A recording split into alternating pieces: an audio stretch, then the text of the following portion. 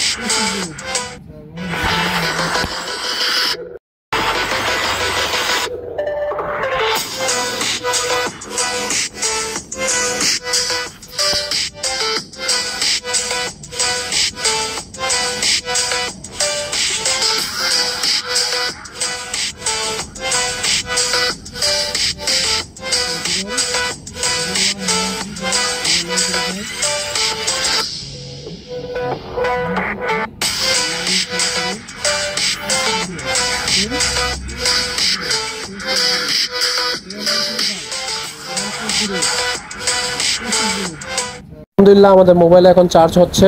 এরকম ছোট ছোট টিপস পেতে লাইক এন্ড ফলো আমাদের সাথে থাকুন। সবাইকে ধন্যবাদ। আসসালামু আলাইকুম।